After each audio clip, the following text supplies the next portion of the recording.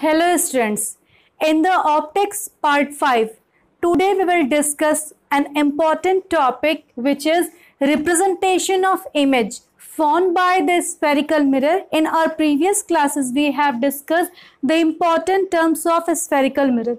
Today how the image formation takes place by the ray diagram, how can be represented, we will discuss all these here.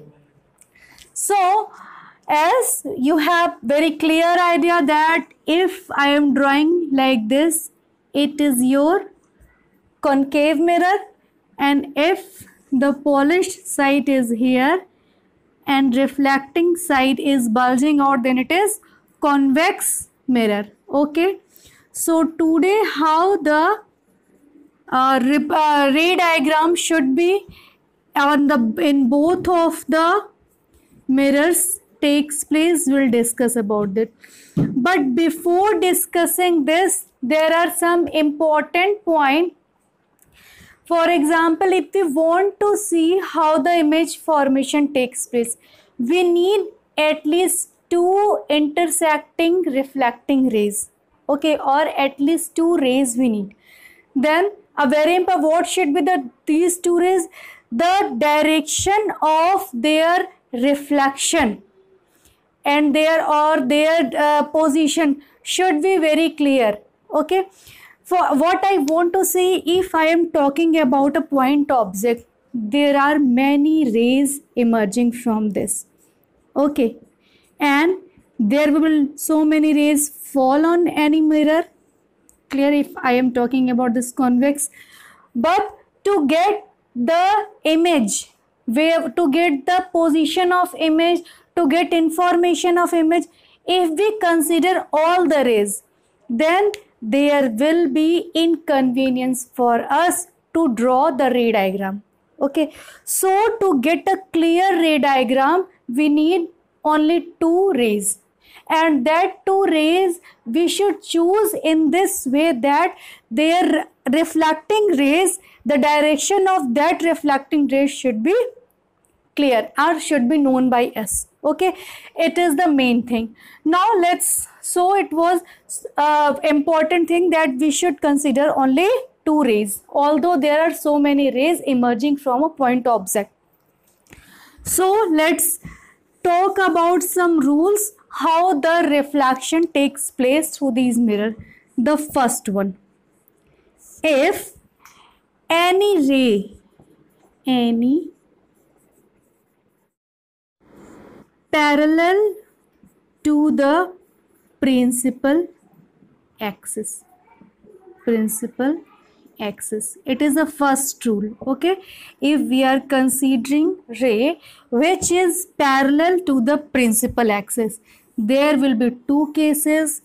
In case of the concave mirror and in case of the convex mirror. Clear? What will be there?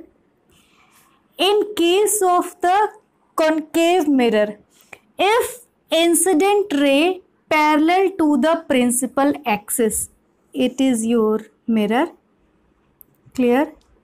And it is your principal axis, and incident ray parallel to the principal axis. After reflection, okay, after reflection it will meet or intersect. After reflection it will intersect the principal focus. Means if it is your incident ray and means it is its focus and it is the center of curvature. Okay, this point is focus. So after reflection, in case of concave mirror, if the incident ray, it is your incident ray, it is parallel to your principal axis, after reflection it meets at the point of the focus point. Okay, It is in case of the convex mirror, after reflection what will happen? Let's see. It is your convex mirror. Okay, it is your principal axis. Clear? It is an incident ray parallel to the principal axis. After, let me draw here so that it will be easy to get the, okay. After reflection, we have seen in our previous class what will be there, as it is your diverging mirror, so your reflected ray will be diverges in this way. Okay, so what we have to do, if we draw it in on the other side, we'll find that these reflected rays are appear to coming from the principal focus of the convex mirror. Clear? So in this way, when the incident ray is principal to the it is parallel to the principal axis, in concave mirror it will meet at the focus point after the reflection. In the convex mirror it will appear to coming from or diverging from the focal point, means we will get the image formed here. Okay, it was the first rule. Now in the second rule, if it is clear to you, in case of in both mirrors we are just watching this. Now in the second case, okay, if any ray is coming from the focal point or it is directed toward to the principal focus, any incident ray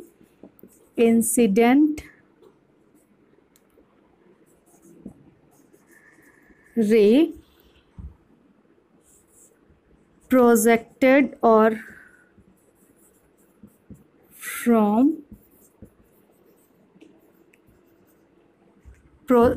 coming from, I should say, just here will be the two cases, coming from principal focus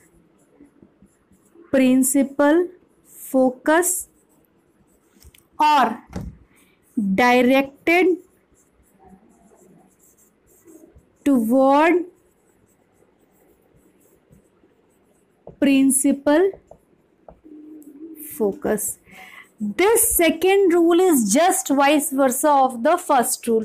Why I am saying? Because in case of the convex mirror we can't project or we can't get the incident ray from the principal focus, because its principal focus is inside the mirror. So we are saying it is directed toward the principal axis. Sorry, it is directed toward the principal focus, means it is your mirror, convex mirror. Okay, it is the principal axis and it is the principal focus. Okay, we can just, the incident ray can be of this type, means it is directed toward the principal focus. It is the first case. In case of the concave mirror, it is easy.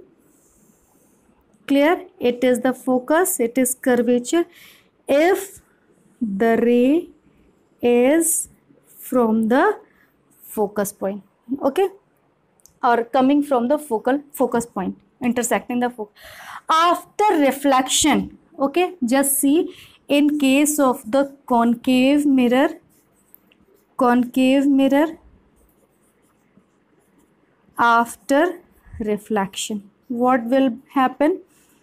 The reflected ray will be parallel to the principal